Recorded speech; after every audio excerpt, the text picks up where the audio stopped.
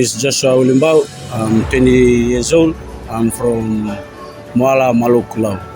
Firstly, it's exciting for me to join the development squad, especially coming from a big background here in Nandi, just playing in the Nandi team in the Fiji Under-20. Coming to this development squad has been it's been exciting for me joining the development squad, especially in the new environment, professional level.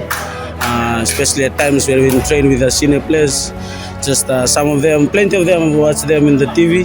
Now training here has given me a great vision and dream to achieve.